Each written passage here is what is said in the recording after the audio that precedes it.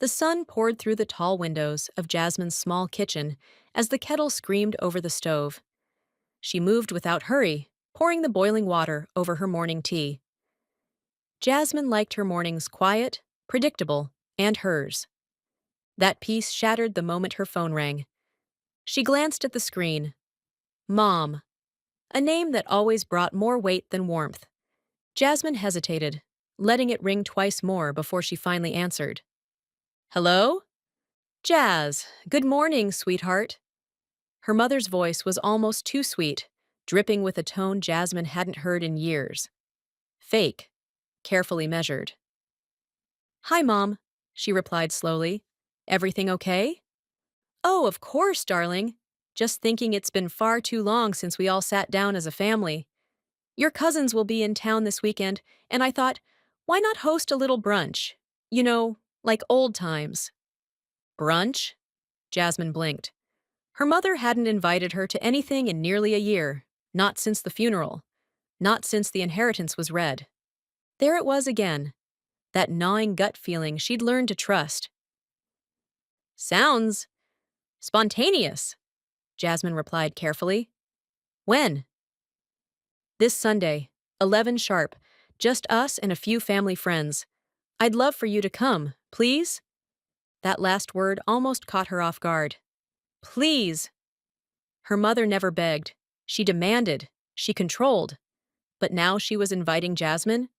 Jasmine's eyes moved to the wall, where a framed photo of her and her grandfather hung. He was the only family member who ever truly understood her, the only one who hadn't used affection like currency. After his passing, everyone had assumed the family home would be divided. But the will was clear. The house, land, and the small amount of remaining savings were Jasmine's. It wasn't about the money, it was about respect and control. She could still hear the outrage at the reading. Her mother's voice, sharp and shocked. This must be a mistake. He would never give all that to her. But he had. And Jasmine never backed down. So this brunch? It wasn't brunch, it was bait. Still, Jasmine smiled to herself as she answered, Sure, I'll be there. Later that evening, she sat at her desk, phone in hand, debating whether to call her lawyer. But instead, she rang Natalie, her best friend and sounding board since college. You're going to that brunch? Natalie asked, deadpan, the moment Jasmine finished explaining. I want to see what they're really up to. You already know what they're up to, Jazz. They want the house, again. I know, but I'm not going in blind. Promise me you'll be careful. I already started preparing. There was a short silence before Natalie said, Do you still have that email from the neighbor? The one who mentioned your uncle visiting the house while you were away? Yep, and I already called Mr. Jenkins, the attorney Grandpa trusted before he passed. I want to make sure everything's still airtight. Jasmine opened the folder on her desk, labeled Property Title plus Grandfather's Will. Every time she read through the documents, she felt a mix of pride and unease. He had chosen her, but in doing so, he'd made her a target. I'm not afraid of them anymore, Nat, she said softly. I just want to make sure they know I'm not the pushover they remember. Natalie chuckled. You? A pushover? You literally built a garden from scratch in that jungle of a backyard. I think you've earned your warrior badge. They laughed, but underneath it, Jasmine felt a tremor. She wasn't sure what she would walk into that Sunday, but something told her it wouldn't just be fruit salad and family hugs. As she set her mug down and clicked off the lamp, Jasmine whispered to the photo on the wall, Don't worry, Grandpa, I've got this. And she did. Or so she thought. Jasmine pulled into the long, circular driveway of her mother's estate, the tires crunching over white gravel that glinted in the mid-morning sun.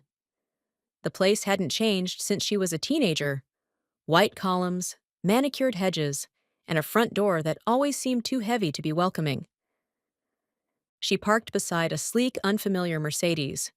A few more cars were lined up behind it, far too many for a simple brunch. Her instincts flared. The moment she stepped out, she caught sight of Aunt Linda and Cousin Barry lounging under the front patio umbrella, sipping mimosas like this was some magazine shoot. Barry looked up, blinked in surprise, then grinned awkwardly. Jasmine, you made it, he called. Been a while, huh? Yeah, she said, forcing a smile as she climbed the steps. Wasn't expecting such a turnout. Oh, you know how Mom gets, Barry said, scratching the back of his neck. Invites half the neighborhood when she's in one of her moods. Sure. And lawyers too? The foyer inside buzzed with voices. Jasmine stepped in and was greeted by the scent of citrus air freshener and a little too much perfume. Her mother appeared from around the corner, lips stretched into a smile that didn't quite reach her eyes. Jasmine, darling, she said, air kissing both cheeks. You look refreshed. Thanks, Jasmine replied, glancing around. Didn't realize brunch was a family reunion. Oh, don't be dramatic. It's just close family and a few professionals. You know, for some estate things. Nothing serious. There it was. Her mother's voice dropped into its usual condescending cadence as she waved Jasmine toward the dining room. Come, sit, eat. We've got your favorite, scones. Jasmine followed, the hem of her blazer brushing the doorframe as she entered the dining area. The table was set, yes, but off to the side stood two men in suits with briefcases. One of them was already leafing through a manila folder, his eyes scanning pages too intently for this to be casual. Jasmine sat between her Aunt Linda and an empty seat that seemed, oddly, prepared. Her stomach twisted. Scones, her foot. As everyone began to eat and chatter about vacation homes and real estate markets, her mother finally clinked her spoon against a wineglass. Well, she said, rising with faux elegance, we've been meaning to have this discussion for a while. Jasmine, dear, now that things have calmed down after your grandfather's passing, we thought it was the right time to make things a bit more equitable. Jasmine leaned back in her chair. Equitable? Yes, her mother continued, clearly rehearsed. It's just not fair that one person holds the deed to the family property when so many of us have memories there. We've brought in legal professionals to help transition ownership in a way that honors everyone. I wasn't aware memories were billable, Jasmine muttered. Her mother stiffened. The room fell quiet. One of the men in suits stepped forward. If I may, he said, flipping to the first page in his folder. This is a revised ownership agreement prepared on behalf of the family. By signing this, Ms. Allen, you'd be agreeing to release the title of the property into a family trust. You'd retain usage rights, of course, but decisions about sale or renovation would be made collectively. Jasmine didn't even glance at the papers. And if I don't sign? Aunt Linda coughed into her napkin. Well, her mother said, now sitting down slowly, we'd prefer not to go the legal route. But you must realize, Jasmine, the house was always meant for the family. It is the family's, Jasmine replied coolly. Grandpa was the family, and he made his decision. Her mother's lips thinned. He wasn't well. He was old, confused. No, he was sharp, Jasmine cut in. He even had a backup copy of the will notarized just in case. I know, because I have it. Whispers broke out across the table. The lawyers exchanged glances. Her mother reached for her wineglass, but her hand trembled. Sweetheart, no one wants a fight, she said softly. But dragging this out legally would be messy for everyone. We thought. You thought I'd roll over, Jasmine said. The lawyer cleared his throat. We assumed you'd be willing to negotiate. Jasmine smiled. A slow, dangerous smile that made Barry sink into his chair. Well, funny thing, she said, reaching into her purse. I brought someone too. And with that, she pressed a button on her phone. Moments later, the front door creaked open and a voice rang through the hall. Sorry I'm late. Traffic was murder. In walked a tall woman in a navy suit, hair in a bun, glasses perched on her nose, holding a binder under one arm and a calm fire in her eyes. Jasmine Allen's legal counsel, she said, offering her business card. Shall we review your paperwork first? Her mother's face drained of color. The air in the dining room thickened as Jasmine's attorney, Claire Sandoval, took her seat. Her presence was like cold water splashed over a smug poker game. Everyone straightened up, suddenly alert. Claire slid a leather-bound binder across the table with practiced grace. "We were told this meeting was informal," the older lawyer, Mr. Dean, according to his nameplate, said, adjusting his tie nervously. "Bringing an attorney seems adversarial." Claire didn't even blink. "If preparing legal documents designed to pressure my client into forfeiting property she owns outright isn't adversarial, I don't know what is." Jasmine's mother forced a brittle laugh. Now, let's not exaggerate. We're just here to clarify some misunderstandings." "Then let's clarify this," Jasmine said, pulling out a folded sheet from her blazer pocket. "This is a notarized amendment to my grandfather's will, dated 6 months before his death, filed legally. You all knew about it, but hoped I didn't." She looked directly at her uncle. "You broke into the house while I was traveling. You were searching for the original, hoping to destroy it before it was validated in court." His mouth opened, then closed again, face reddening. "I spoke to Mr. Baird next door," Jasmine continued. "He saw you and your friend going in through the back door. I have a copy of the police report I filed. I decided not to press charges, but if this intimidation continues, I won't hesitate." Barry dropped his fork. It clanged against his plate. Claire opened the binder and began pulling out color-coded documents. "My client owns the property legally and uncontested. Your attempts to override the will via coercion and fraud could be interpreted as civil harassment, or worse, conspiracy." Jasmine's mother snapped, "This is ridiculous. That land was in our family for generations. You're barely 30. What could you possibly do with it?" Jasmine stared at her mother. There it was. The truth, raw and bitter. "You mean, how dare I be trusted with something you weren't?" The room fell silent. All the fake brunch niceties had crumbled like burnt toast. "I loved Grandpa," Jasmine said quietly. "I took care of him when no one else wanted to. You sent him to a rehab center and never visited. I drove him to appointments, cooked for him, read to him when his eyes got too weak. Maybe you all forgot that. But he didn't." Her voice trembled, but her gaze never wavered. "I read everything, Mom. Every letter he left, every note in his journals. I know what he thought of each of you by the end." The silence deepened. Aunt Linda looked away. Barry fidgeted with his napkin. Jasmine's mother clenched her jaw. "You think you're better than us?" she hissed. "No," Jasmine replied, "but I know who I am, and I'm done being the family's scapegoat." Claire spoke again, smooth and firm. "If anyone in this room continues to contact my client about this matter, we will file a restraining order. If any legal action is pursued, we'll counter with full documentation and court affidavits. I assure you, we're prepared." One of the two lawyers across the table cleared his throat, then packed up his briefcase without a word. The other followed. Jasmine's mother rose to her feet, her voice cracking now. "He was my father. I deserved something." "You did," Jasmine said. "You had a chance to make peace with him.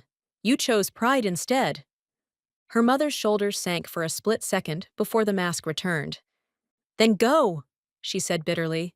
"Take your lawyer, take your deed, and go." Jasmine stood. She nodded to Claire, who rose with her. "I planned to, but thanks for the brunch." As they walked out, Jasmine paused in the foyer. Her eyes scanned the old family photos on the wall. Frozen smiles, hollow expressions, false warmth. She had once longed to be part of that picture. Now she realized she never needed to be. As Claire opened the door, Jasmine turned one last time. "Oh, and Mom?" Her mother, mid-sip of wine, looked up. "You might want to check your mailbox tomorrow. I had Grandpa's journals professionally copied. I'll be publishing excerpts online. Let the world see the truth about this family." Her mother's hand trembled, wine spilling onto the tablecloth. Jasmine smiled softly. "Funny, right? I brought someone too." The following morning, Jasmine sipped her coffee while scrolling through her phone. Claire had just left after helping her format the post she'd scheduled for 8 a.m. sharp. It was now 8:17. The screen refreshed, and there it was. My grandfather's last truth. What my family never wanted you to read. Published on Jasmine's Medium blog, it featured scanned images of handwritten journal entries from her grandfather. At the top, a dedication. To Jasmine, the only one who stayed when I was sick. The only one who didn't want anything from me but time. Within minutes, the blog exploded with shares. Comments flooded in. This is heartbreaking. Your grandfather sounds like a wise man. Families like this are more common than people think. You were brave to publish this. I hope you kept the property. They don't deserve a single inch. Jasmine refreshed the analytics page again. Over 70,000 views in the first hour. Then came the TikTok duets and YouTube reactions. Influencers read aloud the journal entries with dramatic music in the background. One TikToker posted side-by-side screenshots of the will excerpts and local property records. Another user with 2.5 million followers said, "This is why you document everything, folks." By noon, her post had made it to the front page of Reddit under R. True Off My Chest and R. Legal Advice. Jasmine's phone buzzed again. Aunt Linda, 2 missed calls. Barry, you need to take that post down now. Mom's losing it. Mom, call me, now. She ignored them all. Instead, she logged into the property website and updated the photo for the main estate listing. She replaced the old, faded exterior shot with one she had taken weeks ago, her grandfather in his wheelchair on the front porch, waving at the camera, smiling, her hand resting on his shoulder. Underneath it, the caption read, "Owned with love, maintained with honor." Jasmine closed her laptop and took a walk. For the first time in years, the anxiety that usually sat behind her ribcage like a ticking clock had gone still. Her hands didn't shake. Her breath felt deep and full. She wasn't looking over her shoulder anymore. By early evening, news outlets had picked up the story. A small but popular online magazine titled its article, "Woman Exposes Family After They Tried to Steal Her Inheritance," with receipts. Comments from that article poured in too. This is justice. People think they can manipulate wills because they feel entitled. We need more Jasmines in this world. Meanwhile, Jasmine's mother tried damage control. On Facebook, she posted a statement attempting to paint Jasmine as troubled and emotional after losing her grandfather. She claimed the journal entries were taken out of context and that the entire inheritance issue was a misunderstanding. It didn't work. Within hours, people had commented, "This post screams guilt." Where's your side of the will then? Too late. Jasmine's got the receipts. Jasmine's mother deleted her profile 2 days later. But the fallout didn't stop there. Barry lost 2 real estate clients after his name was linked to the break-in. Aunt Linda had to close her antique shop temporarily after someone spray-painted "Thief Family" across the shutters. And Uncle Ron, who had tried to stay silent during the brunch ambush, had his name brought up in multiple Reddit threads dissecting the family's shady history. Jasmine didn't gloat. She didn't have to. She just kept living. Claire, her lawyer, advised her to issue a final post a week later, closing the matter publicly. Jasmine agreed. Her last entry read, "This chapter is over. I never asked to inherit anything except peace, and now I finally have it. Let this be a reminder that silence protects no one. Truth speaks in ink, memory, and courage. I will never be the person they pretended to be. I will always be me, unbought, unbroken, and unafraid." With that, she turned off comments and went offline for 3 weeks.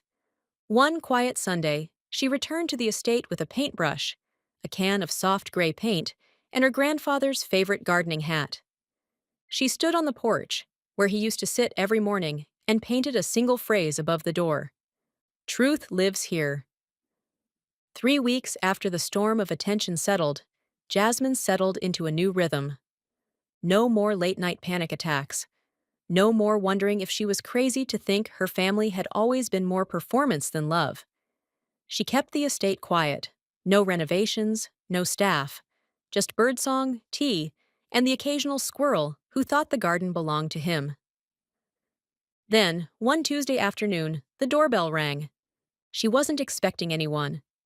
Jasmine opened the heavy oak door to find Barry on her porch, dressed in khakis and a polo shirt 2 sizes too tight, holding a gift basket filled with gourmet coffee and crackers no one actually eats. "Hey, Jazz," he said, flashing a weak smile. "Can I come in?" She didn't say yes. She also didn't say no. Instead, she leaned on the doorframe and raised a brow. "Did you get lost on the way to your latest house-flipping scheme?" Barry gave a nervous laugh. "Nah, just wanted to clear the air, you know? Things got intense. Mom's been a mess. Said I should come try to make peace." "Is this before or after you tried to break into my house looking for Grandpa's files?" He sighed, shifting uncomfortably. "Okay, I get it. I messed up. But look, the internet thing blew up. I lost clients. My boss thinks I'm some kind of scammer now. I just wanted to talk." She let silence answer for her. After an awkward pause, Barry reached into the basket and pulled out a sealed envelope. "This is from Mom," he said. "A letter. She didn't want to text. Thought maybe it'd be more respectful." Jasmine took the envelope but didn't open it. "Not yet. Tell her I appreciate the gesture," she said slowly, "but peace doesn't always come with reconciliation." Barry nodded. "Fair." Then he added, "If it means anything, I really did think Grandpa was going to change the will to something more equal. Not because of you, just we thought he was old and confused. Turns out he knew exactly what he was doing." That stopped her, because buried under the excuses and shame was a rare thing: honesty. "I know," she said. "That's why it hurt even more that none of you could believe it." Barry looked down at his feet. "I didn't come to grovel, just to say I'm sorry." She believed him. Mostly. Jasmine took the basket with one hand and stepped back into the doorway. "You should go, but thank you for saying that." Barry nodded. "Take care, Jazz." As he walked away, she closed the door and stared at the envelope. She opened it only after sunset, curled up on her grandfather's old recliner. Inside was a single page. Handwritten. Her mother's script, neat but unusually shaky. "I thought keeping the house meant keeping our history. I see now I was wrong. You're the only one who understood what he needed at the end. I was too proud to say goodbye properly. I regret that. I don't expect forgiveness, but I do hope, one day, we can speak again without anger. Your mother." There was no manipulation in the words, no blame, no plea for property or a second chance. Just small, honest shame. It didn't erase the past. But Jasmine let the letter sit on her chest and closed her eyes. The next day, a second visitor arrived. Claire. She stepped out of her Tesla in sleek flats and a charcoal blazer, carrying a small box. "I figured you might want this," she said, walking in with familiarity. "Your grandfather's trust documents. We finalized the archive. Also, your blog just crossed 1 million views." Jasmine's eyes widened. "You're kidding," Claire smirked. "Nope. And your Medium post is being pitched as a short film by 3 different production houses. One of them even asked if you'd narrate it." Jasmine blinked. "Me? Narrate?" "You're the heart of the story," Claire said, sipping from the coffee Jasmine had just brewed. "Of course they want the girl who told the truth." Jasmine sat on the steps leading to the garden. The sun was setting, casting amber light across the rose bushes her grandfather once tended. The air smelled like jasmine and mint. "You know," she said slowly, "I used to dream of being seen. I just never thought it'd come by exposing every scar my family tried to hide." Claire sat beside her. "Scars tell the truth. That's why people trust them." Jasmine looked out at the property, hers now, fully, legally, emotionally. And for the first time since that awful brunch, she whispered, "I think I'm ready to forgive them." Claire glanced sideways. "You don't have to." "I know," Jasmine said, "but I want to, for me, not for them." The estate had always been large enough to get lost in. Jasmine used to wander its halls as a child, pretending to be a princess escaping from stone towers. Back then, she thought the creaking floorboards whispered secrets. Now, the house no longer creaked. It breathed. 3 months had passed since she posted her grandfather's story online. The world had moved on. But Jasmine stayed. She didn't sell the property. She didn't rent it out to developers, even though some offered millions. Instead, she restored the garden, not to its former glory, but to something new. She cleared the overgrown paths, replanted herbs near the window box, and, on a warm Saturday morning, planted a lemon tree in the back corner. Her grandfather had always wanted one, but the soil was too dry. Jasmine installed irrigation herself. She'd read 4 books, watched 24 YouTube tutorials, and called a retired gardener named May, who now visited once a week just to laugh and supervise. As Jasmine patted the soil down, she whispered, "There you go, Grandpa. Told you I'd figure it out." The tree was only 5 feet tall, its branches thin and cautious. But it stood, and in the golden slant of late morning sun, it shimmered. A few children from the neighboring street had started coming by. She let them pick mint and lavender sprigs for free, sometimes in exchange for drawings, sometimes just because. They reminded her of herself, before the world had demanded she earn her place in it. One girl, Ava, with gap teeth and pink jelly sandals, asked, "Are you rich now?" Jasmine laughed. "I'm rich in lemon trees." That was enough for Ava, who nodded sagely and skipped off with a leaf tucked behind her ear. Jasmine's online post still circulated from time to time. Sometimes new readers emailed her. She tried to respond to everyone. Not for the attention, but for the connection. One letter stood out. A man from New Jersey had written, "My sister left me out of our mother's will. Your story gave me the courage to contest it. We didn't win, but I found peace knowing I wasn't the only one lied to. Thank you." Another, "I'm 67. My kids don't speak to me. Reading your grandfather's journals made me write my own. Maybe one day they'll read them."